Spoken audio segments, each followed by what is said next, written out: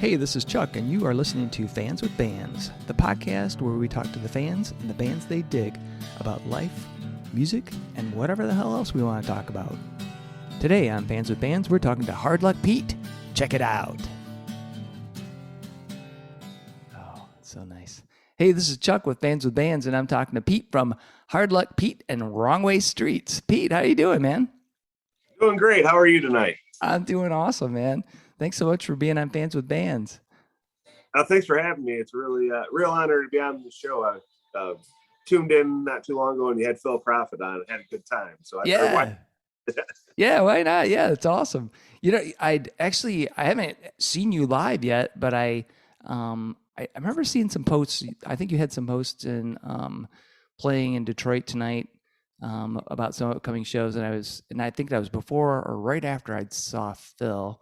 And I've always been into like old school country, and so I checked out some of your stuff, and it's really cool, like that honky tonk, boogie, the hillbilly boogie, kind of stuff that I love, and and like you said, then you popped into the Phil Prophet, interview we had on Fans with Bands, and I was like, man, I gotta talk to Pete and get his story too, man. So cool. So tell me, like, how did you get into like playing country music? What drove you there? Because you're not that old a dude, so it's like, what was the influence? Well, I grew up in Waterford, Michigan, and it was kind of a country town ish. It built really quick, but it was when I was in high school, it was pretty country, and I had always been trying to find a group of people to fit in with. And because I was friends with everybody. It didn't matter, what their status quo was or anything like that. I made friends, but you get picked on for that too, because people don't like you, being cool with everybody. You're supposed to stick to a certain group. Right. Stick to your clique. But then in high school, I was writing music already, and but I was trying, like, I listened to a lot of, Metallica and Megadeth and Pantera and that kind of thing. My parents listened to 90s country and that sort of thing at the time. But, and I didn't dislike it. I just pretended to, because, you can't listen to the same shit your parents do. Right. So,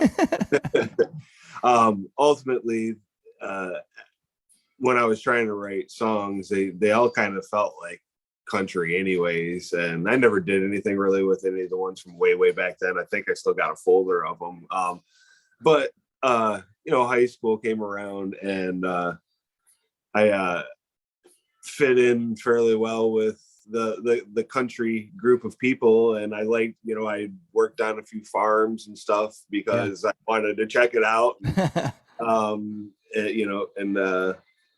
My first concert was Hank Williams Jr. and Charlie Daniels and oh, really?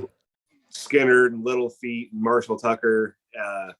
So that was a great introduction into music. And Hank Williams Jr. was what really got me into the older sound of country music, that I really started to enjoy before getting into other genres later on in life. Hank Williams III was a really big influence, but people like Chris Christopherson and Waylon Jennings and Johnny Cash, those guys always had good influences. A friend of my family was named Archie Bunker.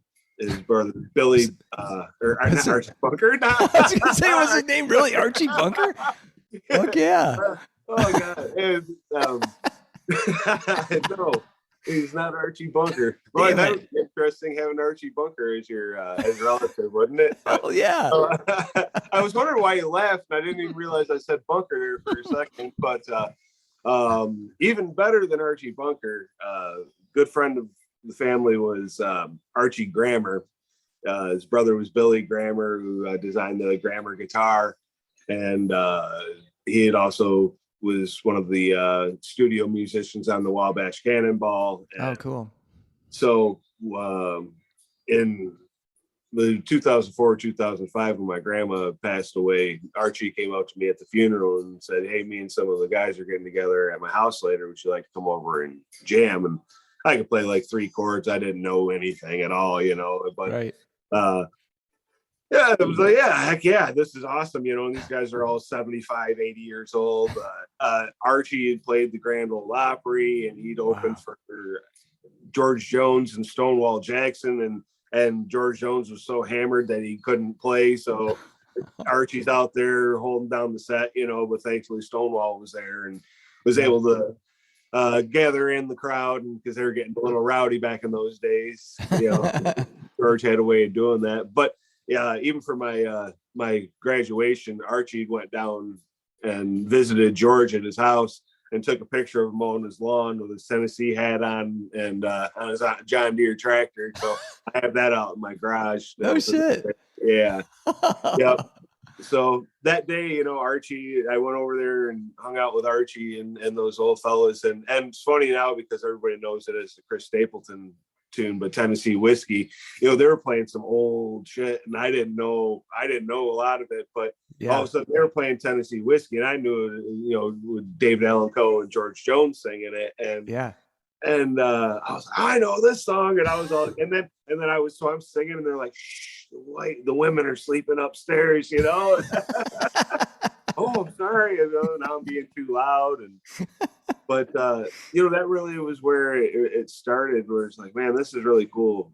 I loved the feeling of being around the other musicians, and it wasn't for a little while later before I actually started a band up, and we started playing. That wasn't until about 2008 when we started up playing as officially. We were the Wrong Way Streets before we were Hard Luck Pete and the Wrong Way Streets. Okay. But my band members always seem to be different, so it made more sense to be Hard Luck Pete and the Wrong Way Streets than it did just the Wrong Way Streets, because it was more. It turned into more. I'm the front man, and I have whoever I'm lucky to have behind me for that gig that night. The upcoming gig tomorrow at the Wildwood Theater in Lake Orion, I have my main lineup, which I'm really excited about. Cool. I haven't got to play with those guys in a while. Yeah. Who's in that band right now? Right now we got Dave Jeezy. He is he's great. He plays with a lot of people, plays with the Firewalkers, plays in the Blue Water Kings, and he's got a gig I think every Friday night at the down at the Greektown Casino. And oh, nice. So he's always, but man, the guy can just play guitar. The first time he ever played with us, he was playing on his Gretsch, but he wasn't really familiar with the country music, but he's just a great lead guitar player, and he's a great person too. And so I brought him in, and the first thing somebody said was, man, that guy's got some chops. So you can tell he's not a country player. Look at that guitar he's playing, So we made him bust out his Telecaster and get into that honky tonks with us, and he bought himself some overalls, and I got him a cowboy hat, and every now and then you'll still see him out there, and he looks like he's coming, playing a preppy concert or some sort, but the last show he played with us, he looked Amish, and it was great. But so he's the lead guitar. We have Danny Kimash Jr. on drums. He's one of my best friends. He joined the band when Sam Van Wagner was still a part of it, and I met him at Buckshots in Clarkston during an open mic, and he came up after a wedding gig. He's one of the head honchos of the Blue Water Kings, so they had just come from a gig, and he was wearing a suit and a tie. So to me, I started. He's Danny Suit and Tie. So that's what I call him, is Danny Suit and Tie. I call him brother now because we've become great friends, and him and I ultimately Hard Luck Pete and the Wrong Way Streets. It's really our ship, and everybody else has their own contributions, but Danny and I have the final say of everything that goes on. And then we have Wiz the Wizard on the steel guitar. Nice. And Wiz is, I think Wiz is 73 this year. Holy crap! Nice. Yeah, and he's still out there. I have to carry his gear for him, if and make sure that he has chicken wings, or he'll get a little grouchy. But Yeah, yeah, those pedal steels are heavy, man. they are, Yeah. and I mean, I'm really big, so I just pick it up and walk with it. You know, he's. Do I have to break it down? No, man, just leave it together. I'll pick it up out of your van, and we'll be good. Okay, you sure? Yeah, Awesome. we got this. So, yeah, yeah. You know, and all pedal steel players are a little weird. Well, all musicians are weird, but pedal steel players are very, very intricate people, no matter how old they are, and Wiz Yeah. is no different. And but you know, I love playing with them. We get them up on that stage, and you know, we don't get rehearsals very often or anything, you know, unless we got like a new song. Other than that, it's just kind of Go we for it. go. I send everybody the charts and a YouTube link to a set list of the videos and go, hey, you know, here's your homework, and we show up to the gig and play a show. Knock it out. Nice. Yeah, so I'm very thankful. You know, they always tell you to surround yourself by musicians who are better than you, and I've 100% done this. I wouldn't be where I am without them, and they also know that I work really hard to take care of them and to promote them, and I go see their gigs when they're not playing with me, and Yeah. you know, I give them Christmas bonuses, and you know, oh, when there's one more other person, band, Ken Pesic, he's the bassist, and oh, look at this guy. He took time to clear his nose and join the interview here. Yeah, we got Jeff. Jeff is joined. How you doing, gentlemen? Good. How are you, man? Excellent. I had to chime in. I couldn't get the sound at first, but I figured it out. All right. I'm proud Fantastic. Keep doing what you're doing. I'm enjoying it. All right. Awesome. So, so you mentioned like I think you said, was it 2008 when Wrong Way Streets got going? Yep, we were playing. Our first show was at Airway Lanes in Waterford, and we had a pig roast. Nice. And we played, and I had I had actually a different band at the time. I had actually Jeff knows this fella. His name's Bob Brownson, was playing drums for me, and we called him Taint McPherson, NASCAR driver extraordinaire. And then had Greg Wilson was playing guitar, and oh gosh, I don't know. And then it ended up where he ended up being on stand-up bass, and Sam Van Wagner joined playing guitar, and yeah, we had all sorts of different looks in that band back then, and it was a shit show all the time. We just got hammered, and Sam Van Wagner and I started writing the songs that became like the original EP that we put out in 2012, Wrong Way Streets for My Brothers. Yeah. That was when it really started, and I'd go over to his house. He lived in a little loft in a basement above our friends, and go over there with a couple 24-ounce beers. If him one, I'd have like 4 or 5, and just get plowed and write some songs. Then the problem is that when we'd go to start playing out, because I didn't know how to play the guitar then yet, is we go out to gigs and I'd just be getting plowed, and Sam's trying to have this image of being, you know, he's a professional musician, and it's his day job, and here I am just get drunk, you know. We're having a great time getting drunk and forgetting to pay my tabs, and falling over, not really, you know, can't sing the words. You turned the corner, Pete. You did. Yeah. Oh, so that was when it started, and then we played like one show a year, and it was the pig roast at Airway.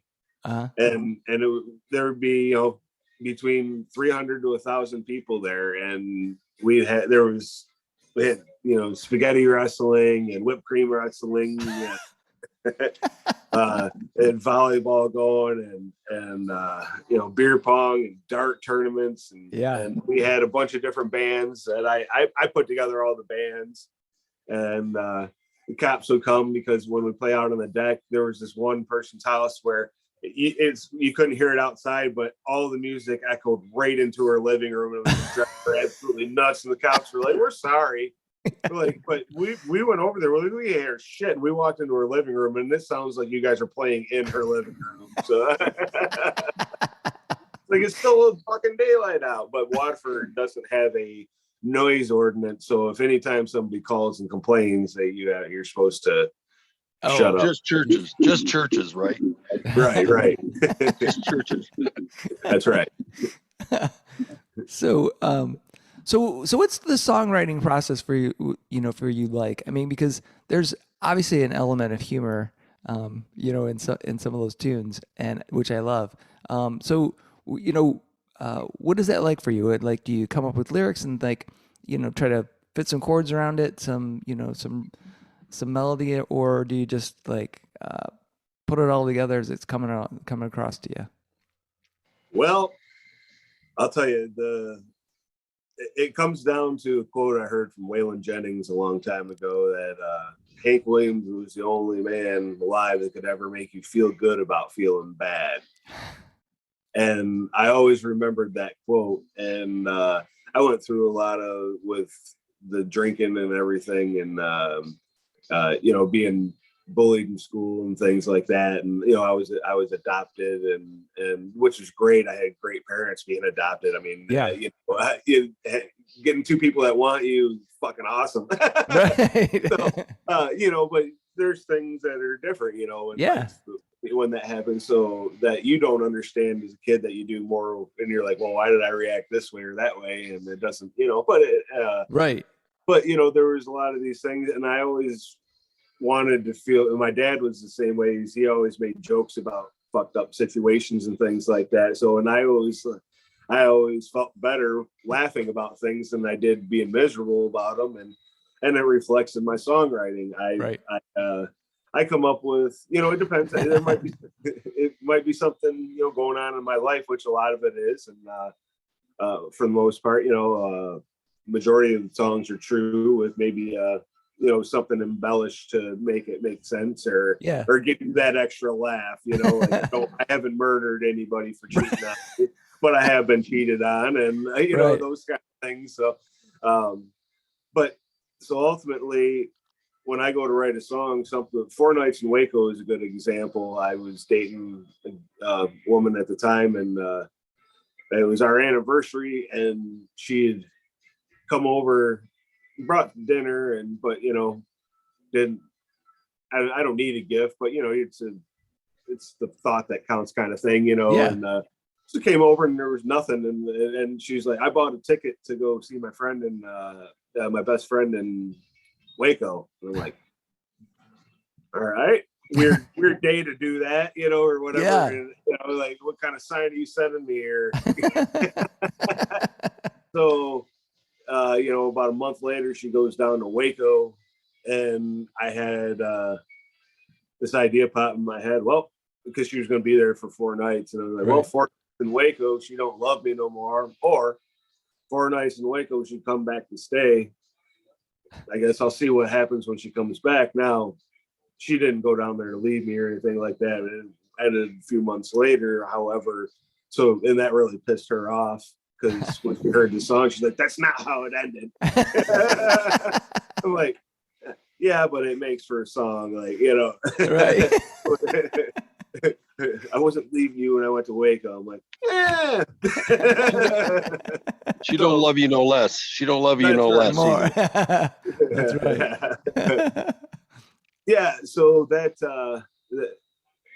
was my, you know, I made that song around that, and I came up with the lyrics, and then started writing a chord melody, which I do to most of my stuff, which makes it difficult for having people sub in with my band, because I don't have just straight 4/4 or straight 3/4, you know, or 6/8. You know, there's, my timing is tricky. There might be a 5/4, 3/4, 2/4 in the same bar. You know, you never know. It's just I didn't, when I was starting to write this stuff, I didn't have any clue what I was doing as far as writing music.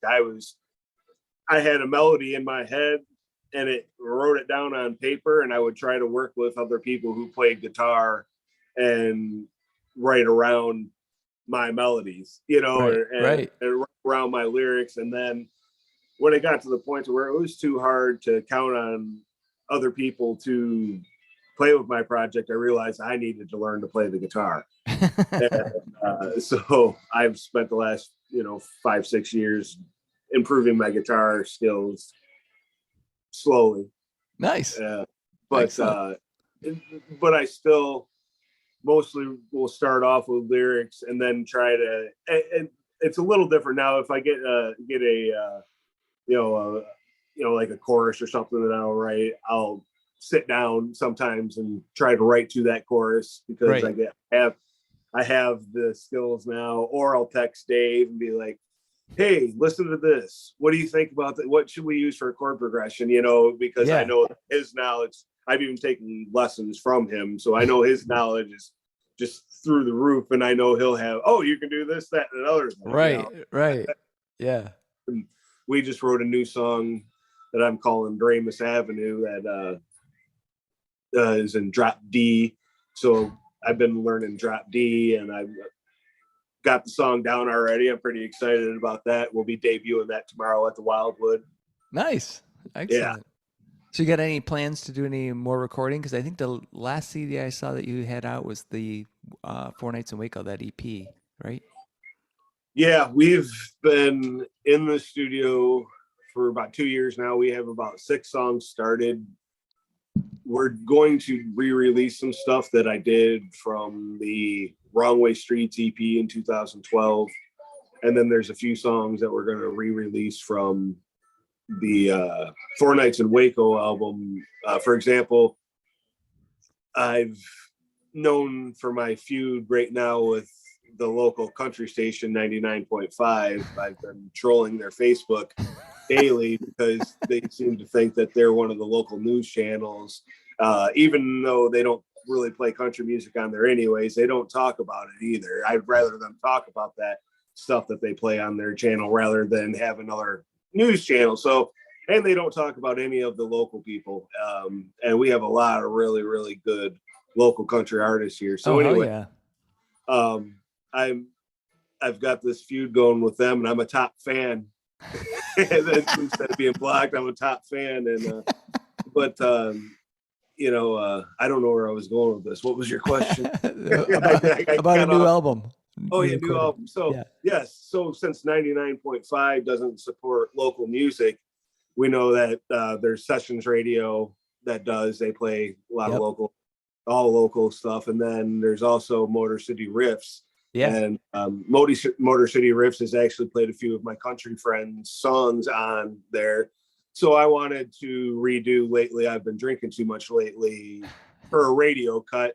Because I say fucking it once, but I didn't want to bleep it. I just was like, I can redo this. And we've now, over the last couple of years, Danny has done all of our recording and mixing, and Andy Paddlin did our mastering. So, nice. So now that we've got the better knowledge of what we're looking for as far as musically, we cleaned up, we remixed that song, and I did laid down a new vocal track over the stuff that we had, and we cleaned it up, and it sounds like a whole new song now, and it doesn't sound like all the chaos that we had before. and I changed it to radio friendly. So when we get ready, we're going to release that so we can submit that into Motor City Riffs and try to get a little bit more recognition from the local area here, which we know can be difficult at times. So try everything I can do between, merchandise and trolling 99.5 and talking with fine people like you to get people out to these shows. Not even just see me. I mean, I think you've been following me a little bit for now on Facebook, and you see that I don't just talk about myself. I talk about all these other awesome people. I forget about some of them. There's so many of them. I know. When I'm going through trying to list the posts of all the country people that I've met in the last couple of years, the list just goes on and on. So I try not to forget any of them. And every now and then I got to go back in and edit a post. Well, I'm the same way, man, because I've been trying to through this and just in general, just there's so much music across the board here, and it's all awesome. And I feel like, sometimes I go to a show and there's not, I think there's not enough people here. There's not enough people really enjoying this. There may be 5,000 people to see, some major act, but they won't go to a local show. And I'm like, Right. this is seriously as good as that or better, right? Well, and a And lot of times you'll see that the people that go to that show will be blown away by that local act, and they yeah, still won't go to that show. The local act, a lot of times, not me, I'm not, but right. others, blow away the headliner, and they still won't come out. Yeah. But we've been having a good luck. They're not all been peachy shows, but Yeah. we're getting a better following, and we got the after the Moonshine Bandit show sold out at the machine shop, they added us to it. So Nice. that's a nice, 550, 600 person crowd Yeah. of people who may not be familiar with us. So we get to entertain a whole new crowd of people. And I'm very excited and honored for that opportunity. Kevin Zink and the people at the machine shop, really, really good people. And They I are. appreciated their help and trying to further my career. Yeah, no, they are. That's a great venue too. I love going to the Yeah. machine shop. So Yeah. cool. If I might chime in, the Yeah, go for it. Wildwood Amphitheater is an awesome venue. I've seen many shows there. It's kind of a gem that not a lot of people don't even know about, Yeah, but it's a really cool place outdoors. yeah, Jeff, Outdoors. oh, I'm sorry. I was just going to say that you make a great point because I've not been there yet, and I keep seeing like a couple of different shows, like so Pete's show, which I'm going to miss tomorrow, but there's a couple other ones coming up next week and something else. I got to get out there because it looks like I've seen pictures of it, and people have been sharing their stuff, and I'm like, wow, I didn't even know about it until this year. Yeah, it's kind of hidden. It's a small outdoor amphitheater, and they have, I think, free shows on Tuesdays, and then they have a lot going on. They just need to get their marketing out a little better with, because I've been to many shows that I was one of the few that showed up because Yeah. nobody heard about it. But Right. other than that, it's a great venue. Yeah, yeah, and I think that's kind of the struggle too. Is like when Pete, when you're talking about like trying to share other bands' posts and your own and stuff like that. It's almost like you got to have that word of mouth on Facebook as well, so you get multiple people sharing it because Yep. that shit gets filtered out, and the next thing you know, you got maybe a core people, core 10 people that are really like extreme followers, but the rest of the people that could be getting it don't get it, right? Right. Yeah. So, Yeah, absolutely. yeah. Well, So, yeah, it's really hard. Facebook makes it almost impossible to reach everybody. I was trying to do just an ad for the Wildwood show, because I'll monetize ads for the shows to try to get yeah. people that are following me, and it was like, oh, you can only do $1 a day budget. And then I'm like, fine, I'll try this, and then try to up it after and do an increase. But then it's like, Eric, you can't do this. What the I'm hell? trying to give you my money. Right. Exactly. Yeah, let's not go there, Pete. Just wanted to see your show, and I could not get goddamn tickets. Jeff had a hard time with the Machine Traps website one day. It wouldn't let him buy tickets. So damn it. I got him paper tickets, so he was good. I left him I left him a scathing voicemail.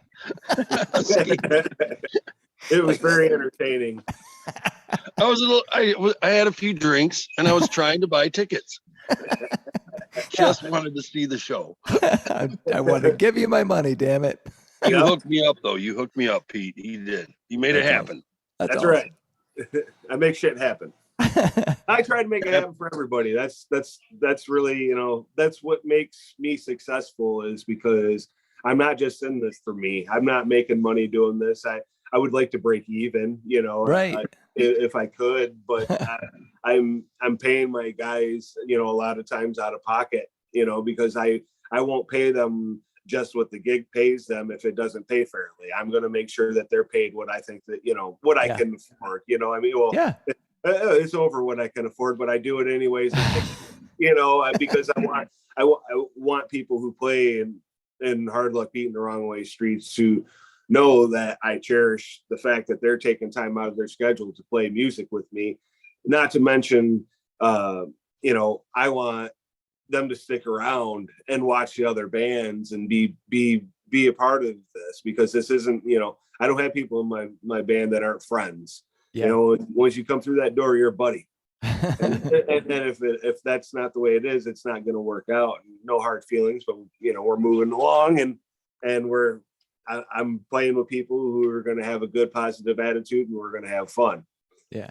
Cool. And I want to make sure that everybody in this town gets what they have to. The biggest advice I have for everybody is don't give up, because a lot of guys that I talk to are frustrated because of lack of attendance, but it's like that. Everybody's hated in their own town. I mean, Casper McQuaid's on Facebook complaining about the same thing in Oklahoma that we're complaining about here. Yeah. So just keep playing the shows and get out of the state and go see what it's like. I mean, that's the thing, is you got to take a chance on yourself. We did it last year. We went on tour and we were welcomed out of state. I've had a few really, really good shows here because I have some supportive friends, but going out of state, it was a whole different ball game. It was strangers coming out and being as supportive as the group of friends that I'm begging to come out to every single show, bleeding them of every nickel they have, Come on, guys, you can't come out again. I know I played 6 shows in a row in this month, but you gotta come. That's why I also don't do bar gigs and cover gigs, because I don't want people to get burned out on seeing Hard Luck Pete and Wrong Way Streets. Our show's always a little bit different, and it gets a little bit better every time you come out. So it's what you got to do to keep going. That's true. Well, Fans with Bands is not just about me asking questions, so I want to open it up to Jeff. Jeff, you got any questions for Pete? No, other than, did you ever get your Skechers back in your $20 from Ward Davis? No, that son of a bitch stole my favorite pair of Skechers and my last $20. He told me he needed Big John's Steakhouse. It was right next door. It was right next door. You couldn't help but smell it. Yeah, he dominated it. Yeah. That was that was a fun show. Good to open up. Ward's a really good guy. I've seen him live multiple times, and that was my first time opening for him, and it was definitely an honor. Did he walk you through it a little bit? Your first nervous gig? Did Ward walk you through it? No. We just no, not at all. he had some things he had to take care of, so I didn't really get to talk to him too much before the show. After the show, we burned a joint and had a couple good laughs, and awesome. Then he went on stage and hung out, and afterwards, he met my ma. She made a wood burning for him, and we give him that to him. So.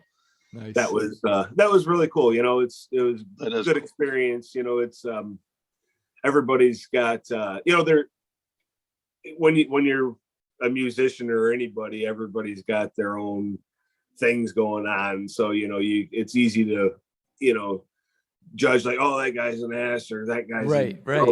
But the thing is that not everybody's going to be the same every single time you see them. Nope. And everybody's got you just got to be patient with people, and I've learned that a lot over the years, and I think Ward was great. I thought he did a really good show, and it was a little different because he had a different band from the last time I saw him. Clint Park went off and was doing his own thing, or if you ask Ward, he fired his ass.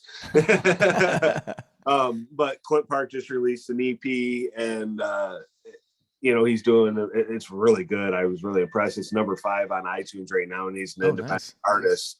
So that's really cool. I think it got up to number 4, but Ward,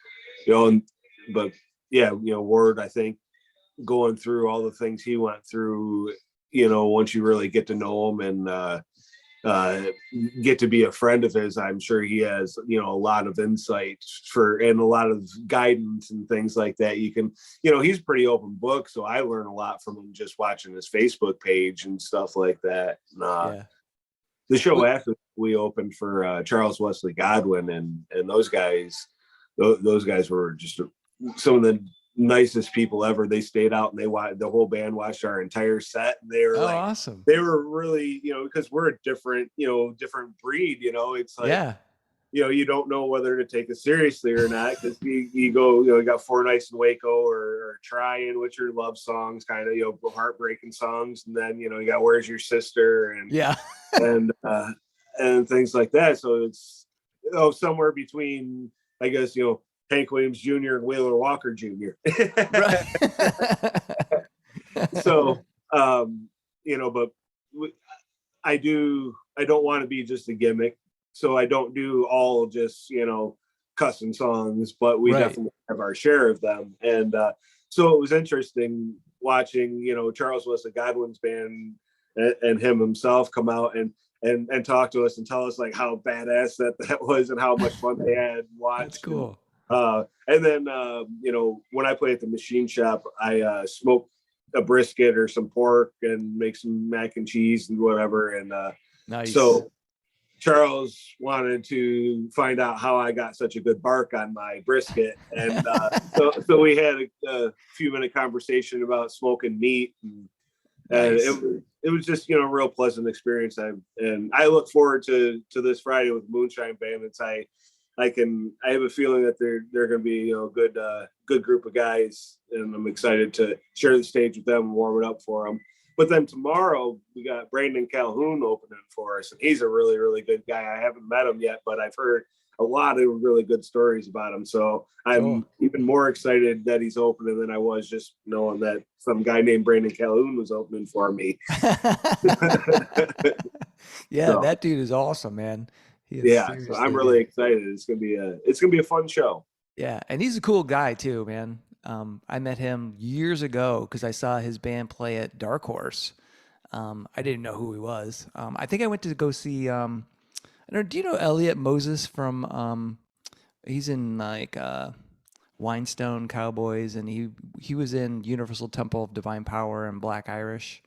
I haven't. I don't think I've met the guys in Whinstone yet. They've been on my Instagram radar, but I just found out like a week ago that they're actually local. Yeah. I was like, okay. Well, now I'm going to pay attention to these guys. So they're on my list to look into for next few musicians.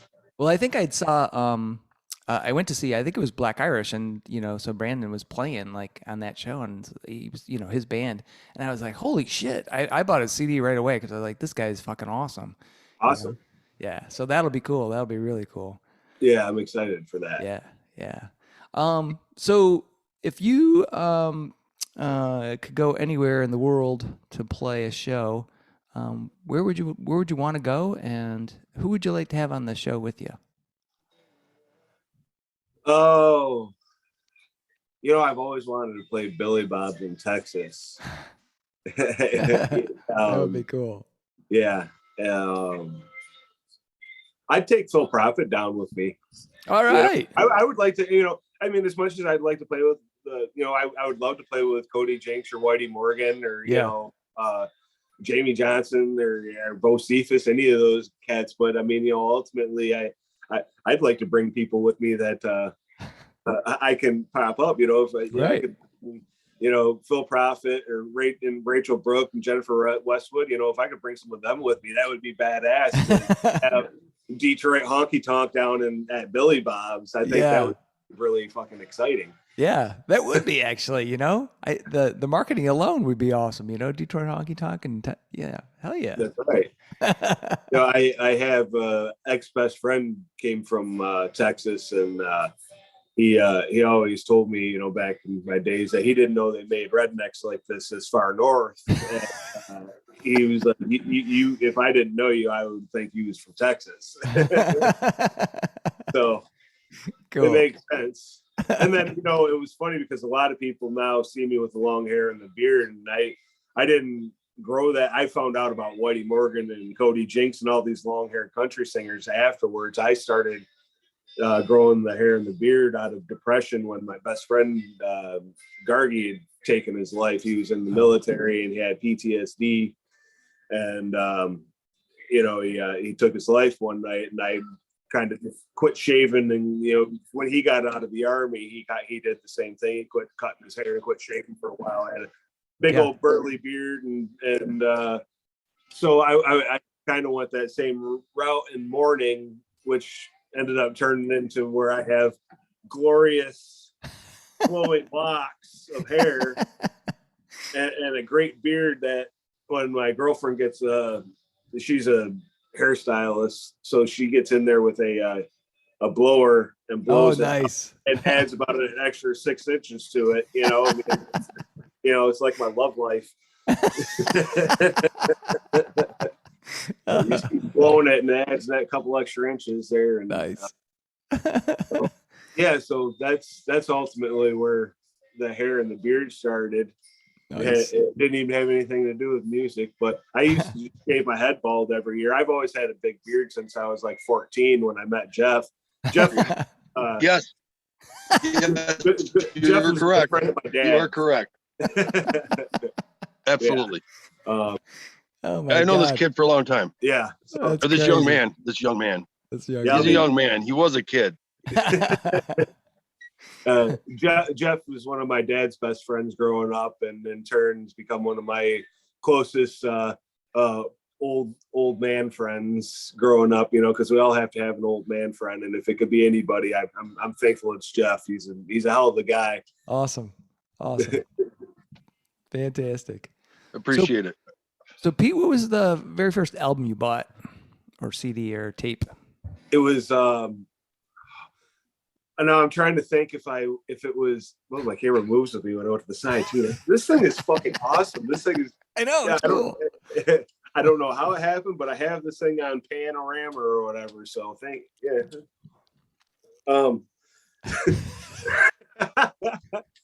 so anyway, my first album, I believe, was Metallica's Load album and Stabbing Westward, Wither, Blister, Burn, and Peel. And then it would have been the Columbia House 12 CDs for a penny scam. I got the Garth Brooks double album, Godsmack's album. There was Rob Zombie, I think, was in there. And then, we get this shit that comes to the house, and there's this, fee for ungodly amount of money. And my mom's like, what in the hell is this? Calls and yells these people and just motherfucks them. They're like, oh, we're so sorry. You can keep the CDs. You don't owe us any money. Yes. It was exactly what I hoped would happen. Yeah. I don't even know how that placed it. Like, there must have been some people that were paying it, because nobody that I know ever, they ripped that fucking company off so many times. I'm like, oh shit.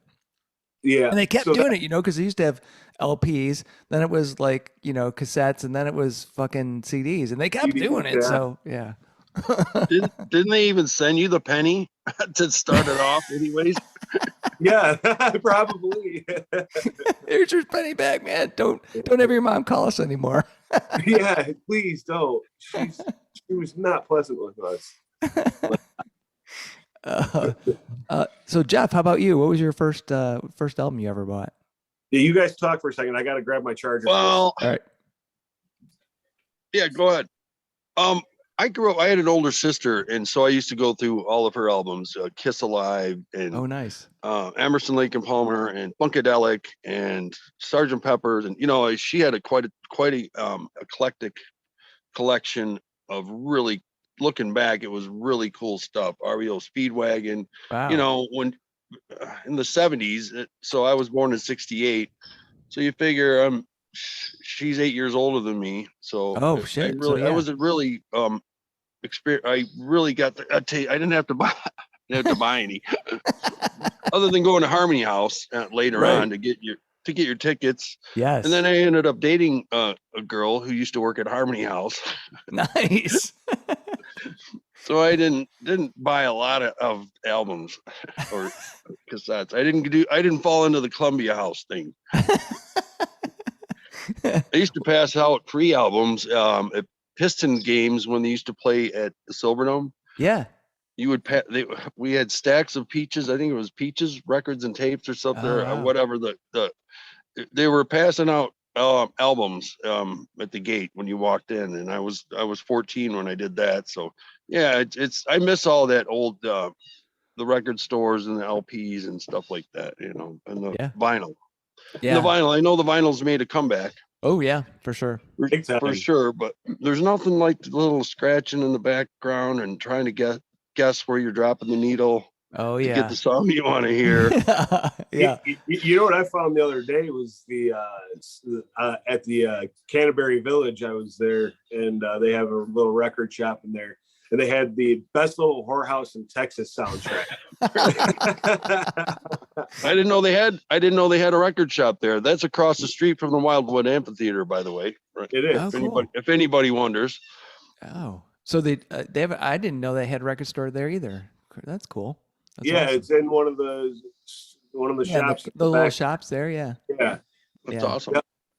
Yeah. Last time I was there, which was a long time ago, there used to be a place that had like Irish and Scottish like paraphernalia. Well, like Yeah. shirts and stuff, and they Hilton.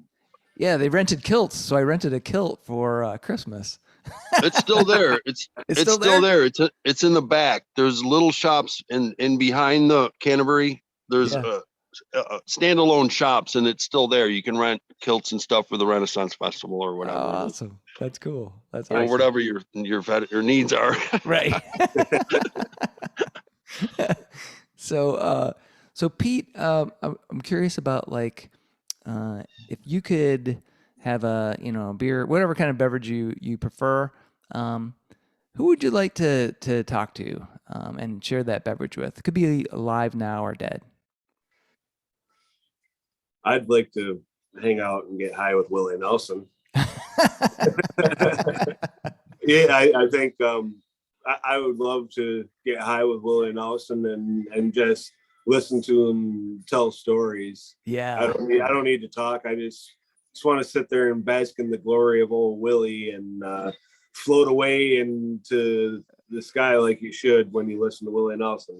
Talk. Yeah. And, That's a great one, man. Because I'm sure that guy, could literally rattle off story after story after story, and you'd be like, "What the fuck?" yeah. I've read a couple of his books, and they're great. So yeah. I can imagine being in person. I've worked a show a couple times, and I got to stand in the doorway backstage, watching him from behind play. In front of all these people, and it was just surreal. It was really cool. It was, and the one thing that you notice is that he has really long fucking arm hair. He could fly away with the length of his arm hair. Crazy. Fun fact. It's a fun fact. Yeah. So Jeff, how about you? Who would you like to go have a beer? Oh, there's so many different, as far as like heroes or somebody who, obviously my dad or, stuff like that. But as far as, I did a lot of backstage stuff. So I was able to see some of the things like Pete has seen.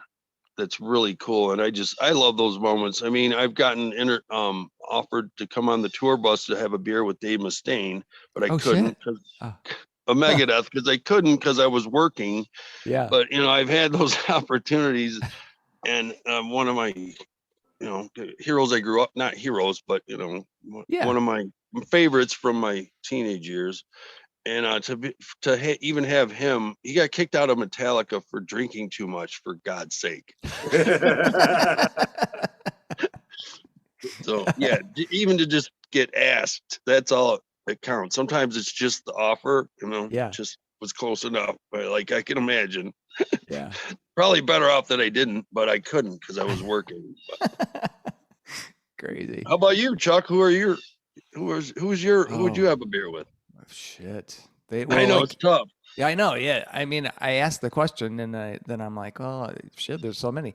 You got to think about it for a while. I know. It's like, well, it's probably a rotating list because, you think of somebody now and then you'll, tomorrow you ask me and I'm like, oh shit, this person, honestly, if I could, and I'm kind of thinking in the music vein, I would really, it's not possible, but would really have liked to have been able to like meet Randy Rhoads and just talk absolutely to him, that's a good one. That's a good one. I probably would have been like, so my normal MO when I meet somebody that I am impressed with, is that I become tongue-tied. I just like, I want to say something really cool. Like I met Woody from Corrosion and Conformity, and I was like, I like your music. I couldn't think of anything to say, and I'm sure it would be the same way with Randy Rhoads. I'd go, Remember, Diary Madman. remember when you were with Ozzy that one time? Yeah. Exactly. It would be like that. If I could be, hang out with somebody alive, I would really like to hang out with Bill Murray. So funny story. We had a Bill Murray. wedding in Charleston, South Carolina. That's where he lives. And so we were like, how do we find out where this guy is, or where he hangs out? And supposedly he doesn't have any kind of social media or anything. There's some number you can call and leave messages. I tried to find that number and I couldn't. So anyway, my wife came up with the idea, let's print a picture of his head, and then we put it on a stick and we carried it around with us in fucking Charleston. And then we took pictures with Bill Murray's head. We were like, maybe he'll see this. Well, he didn't see it, but, and he's never gotten a hold of me. So Bill, if you're listening, but. Yeah, you can be in one of my music videos if you're listening, Bill. Yeah. He's awesome. Yeah. Oh yeah.